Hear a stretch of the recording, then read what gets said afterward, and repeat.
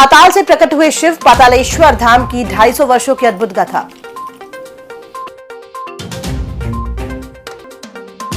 ATM लूट की साजिश रच रहे हरियाणा के 5 आरोपी गिरफ्तार।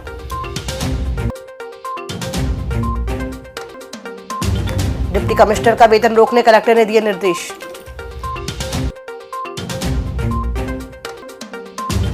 अस्सी किसानों से गेहूं खरीदकर व्यापारी ने नहीं किया भुगतान। और सांसद विवेक बंटी साहू ने किया योग शिविर का शुभारंभ। नमस्कार, आप देख रहे हैं छिंदवाड़ा लाइव और मैं हूं आपके साथ कंचन। आइए बढ़ते खबरों की ओर। शहर के बीच स्थित पातालेश्वर धाम न केवल आस्था का प्रतीक है, बल्कि ये स्थल अपने अंदर कई रहस्यों और ऐतिहासिक घटनाओं को भी समेटे हुए है। इस मंदिर में जिले वासियों की अटूट श्रद्धा और विश्वास है। पातालेश्वर धाम का इतिहास 250 वर्षों से भी अधिक पुराना माना जाता है। ऐसा विश्वास है कि इस स्थान पर स्वयं भगवान शिव पाताल से प्रकट हुए थे, इसलिए इसे पातालेश्वर कहा गया है। उस समय यह स्थान बीहड़ और घने जंगलों से घिरा हुआ था। मंदिर की स्थापना का श्रेय गोस्वामी संप्रदाय के नागा संत गंगागिरी बाबा को जाता है। मान्यता है कि बाबा गंगागिरी जब इस वन क्षेत्र में आए तो उन्होंने यहाँ धुनी रमाई और रात्रि में भगवान शिव ने उन्हें स्वप्न में दर्शन दिए।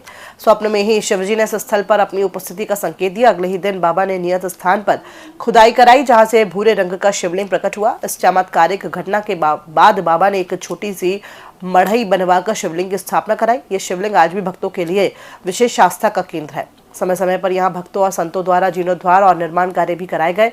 वर्तमान में पातालेश्वर धाम न केवल धार्मिक यात्राओं का प्रमुख पड़ाव है, बल्कि आध्यात्मिक साधना और ध्यान का भी एक शांत स्थल है। श्रावण मास, महाशिवरात्रि और नाग पंचमी जैसे पर्वों पर यहाँ श्रद्धालुओं की भारी भीड़ उमड़ती है।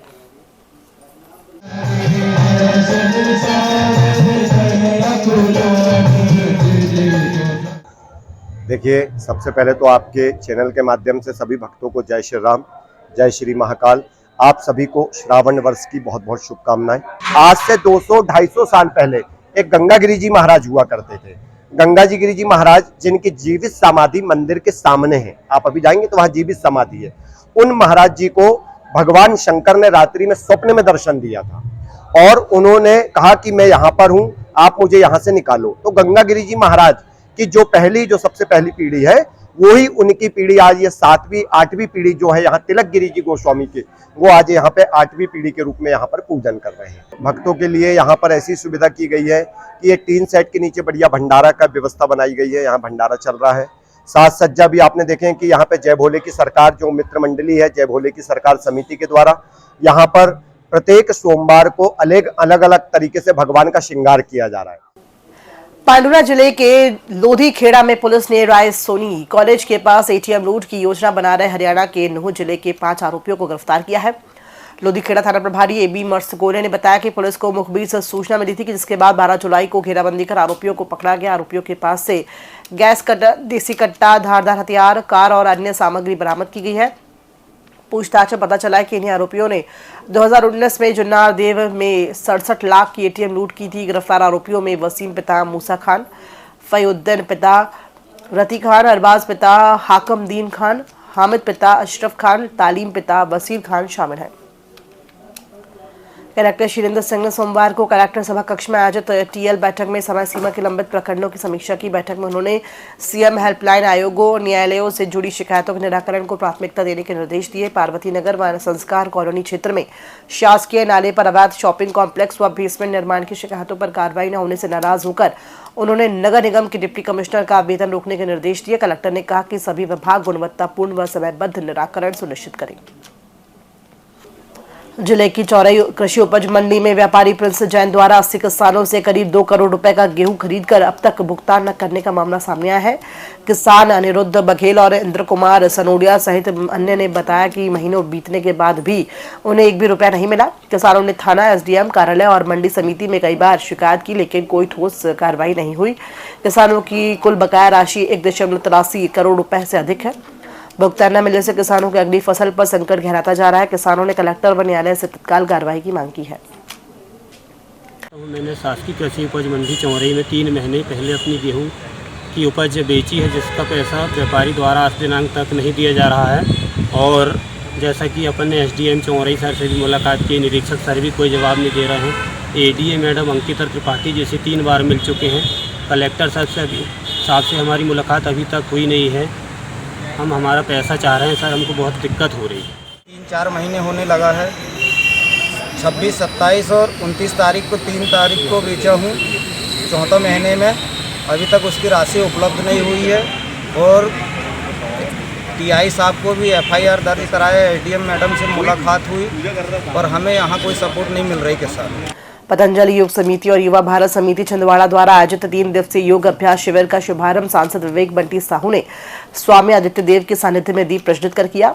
ये शिविर पूजा लॉन में प्रतिदिन सुबह 5:30 से 7:30 बजे तक संपन्न हो रही है। कार्यक्रम में संयोजक जागेंद्र अलरडक, योग प्रभारी शशि तिवारी व भारत अध्यक्ष नरेंद्र योगाचार्य डॉक्टर DS चौरे सहित अनेक योग साधक व पदाधिकारी उपस्थित रहे। शिविर में नागरिकों को योगाभ्यास व जीवन शैली में सुधार की जानकारी दी जा रही है।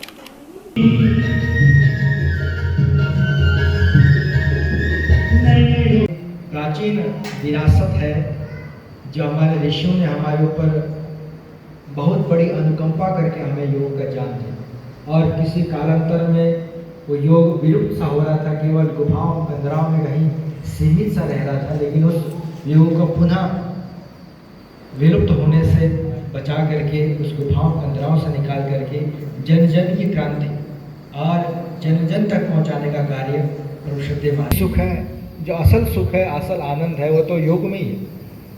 जिले में 15 जुलाई से 30 जुलाई तक नशे से दूरी है जरूरी प्रदेश स्तरीय जन जागरूकता अभियान संचालित किया जाएगा। पुलिस अधीक्षक अजय पांडे के निर्देशन में चलने वाले इस अभियान का उद्देश्य युवाओं को नशे से दूर रखना और समाज में इसके दुष्प्रभावों के प्रति जागरूकता फैलाना है। अभियान के अंतर्गत रैलियां, शपथ, नुक्कड़ नाटक प्रतियोगिताएं, सोशल मीडिया प्रचार और स्कूल कॉलेजों में कार्यक्रम आयोजित किए जाएंगे। समाज में नशीले पदार्थों के बढ़ते हुए उपयोग के कारण युवा पीढ़ी का भविष्य एक खतरे में पड़ गया है और इस प्रवृत्ति से न केवल उन्हें शारीरिक और मानसिक समस्याओं का सामना करना पड़ रहा है, बल्कि ओवरऑल उनका एक नकारात्मक प्रभाव भी ये सब डालती है। और इसका एक तरीका, इस समस्या से लड़ने का तरीका ये है कि समाज में नशीले पदार्थों की मांग जो है हम किस तरीके से कम कर सकें, ये इसको ध्यान में रखते हुए, दृष्टिगत रखते हुए एक अभियान हमारे पुलिस विभाग के द्वारा चलाया जा रहा है, जो कि 15 तारीख से लेकर के 30 तारीख तक के रहेगा। नशे से दूरी है जरूरी, इसका एक टैगलाइन है। छिंदवाड़ा के चरई क्षेत्र में आपसी विवाद और जादू टोने के शक को लेकर युवक जितेंद्र रघुवंशी पर एक परिवार के लोगों ने हमला कर दिया। युवक को गंभीर हालत में जिला अस्पताल में भर्ती कराया गया है, जहां उसका इलाज जारी है। परिजनों के अनुसार हमलावरों ने पुरानी रंजिश के चलते जानलेवा हमला किया। पुलिस ने मामला दर्ज कर जांच शुरू कर दी है। ड्यूटी नगर पालिका बड़पुर में ड्यूटी करते हैं, इंटरवेल चरई कला में। हाँ, वहाँ से आ रहे थे, दुकान के पास सोनू आया, गाली गलौज करा, बोले तेरे को मारना है। तो कुल्हाड़ी लेके आता हूँ, बोले आया तो 4-5 लोगों ने घेर के मार दिए। अपना बच्चा जाता है नगर पंचायत में नदी में बड़पुई, और वो उधर से आ रहा था तो वो दुकान कहाँ सोनू मिला, तो उनने गाली गलौज बोला, मैं आप कुल्हाड़ी लेके आ रहा हूँ, तुमको काटना है। तो वो परिवार ने 5-6 ने मुंदाई कुल्हाड़ी मार दी। इसको मैं गया तो मेरे को भी पत्थर मार दिए कमर में। ये कौन है आपका? लड़का है। आपको भी मारे? हाँ। अच्छा, कहाँ रहते हैं आप? चरई रहते हैं, वार्ड नंबर 10। अच्छा, नाम आपका? चंपालाल यदुवंशी। बेटे का? हाँ, जितेंद्र यदुवंशी। सोमवार को वीर मेमोरियल फाउंडेशन द्वारा रिंग रोड स्थित अंजुमन स्कूल परिसर में फलदार पौधे लगाकर पर्यावरण संरक्षण का संदेश दिया गया। इस अवसर पर अंजुमन कमेटी के सदस्य व पदाधिकारी और फाउंडेशन के सदस्य उपस्थित रहे। रविकांत अहिरवार ने बताया कि अभियान के तहत पर्यावरण संरक्षण को लेकर उद्देश्य साझा किए गए। पौधारोपण के साथ पर्यावरण के लाभों की जानकारी भी दी गई। पौधारोपण करवाने का मतलब ये नहीं है कि हम सिर्फ पौधा लगाकर छोड़ दें, उनका संरक्षण मेहनत है, क्योंकि पौधा तो हर कोई लगा सकता है। उनका संरक्षण, उनका रखरखाव और उनमें पानी डालना, उनकी देखभाल करना कि जानवर या मवेशी कुछ उसको बर्बाद ना कर दे, क्योंकि वही पौधे, और हम फलदार पौधे लगा रहे हैं जिससे हर 1-2 साल में उनमें फल भी आ जाएंगे। तो हम चाहते हैं कि बच्चों को बताएं, बड़े को ये चीज़ दिमाग में रहना चाहिए कि उनका संरक्षण करें, जिससे हमें ऑक्सीजन मिलती है। पेड़ पौधे वृक्ष लगाने की हमारी भी ये जो बहुत अच्छी एक पहल वीर फाउंडेशन की है, ये जो प्रयास हैं, इन प्रयासों से एक बहुत ही अच्छा, जिस तरीके से अभी क्लाइमेट चेंज हो रहा है, उसका परिवर्तन हो रहा है। रोहना से दोपहिया वाहन से बेटी को चौरी हॉस्टल छोड़ने जा रहे पिता की बाइक अचानक सड़क पर आई, गाय से टकरा गई। इस टक्कर में पिता पुत्री दोनों गंभीर रूप से घायल हो गए। राहगीरों की मदद से उन्हें तत्काल जिला अस्पताल में भर्ती कराया गया, जहां उपचार जारी है। घटना के बाद क्षेत्र में कुछ देर के लिए यातायात भी प्रभावित रहा।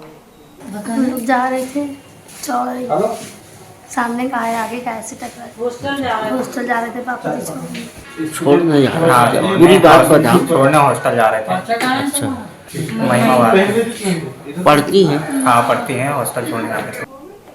कलेक्टर सभा कक्ष में सोमवार को आयोजित कार्यक्रम में कलेक्टर शीलेंद्र सिंह द्वारा लगभग 89 पेंशनरों को पीपीओ का वितरण किया गया। इस अवसर पर एडीएम अंकिता त्रिपाठी, सीईओ अग्रिम कुमार और पेंशन शाखा के अधिकारी भी उपस्थित रहे। कार्यक्रम का उद्देश्य पेंशनरों को समय पर उनके दस्तावेजों प्रदान करना और पेंशन प्रक्रिया को सरल बनाना था। पेंशनरों ने प्रशासन का आभार व्यक्त किया। आपको थोड़ा वहाँ पूछ परख रहती है, ऑफिस में रहती है, आपका नॉमिनेशन नहीं है तो आप खुद कर सकते हो। अदरवाइज जब आप रिटायरमेंट हो जाते हो तो नॉमिनेशन की प्रक्रिया बड़ा कम्बरसम हो जाती है। आपके कोई डॉक्यूमेंट नहीं है, आधार कार्ड नहीं है, पैन कार्ड में कोई दिक्कत है तो आप सर्विस में रहते हुए ठीक करा सकते हो और करा लेते हो। जब रिटायर हो जाते हो तो जो आपके साथी रहते हैं या आपके आसपास रहते हैं, जो आपको सहयोग करते हैं जब सर्विस में होते हो, जब रिटायर हो जाते हैं तो वही दूर भागने लगते हैं और अपेक्षाएं उनकी बढ़ जाती हैं आपसे। तो उन अपेक्षाओं से, उन शोषण से बचाने के लिए आप लोगों को ये मैंने तैयारियां शुरू की थी कि 6 महीने पहले से ही हम तैयार करें। खबरों में फिलहाल इतना ही, दीजिए इजाजत, नमस्कार।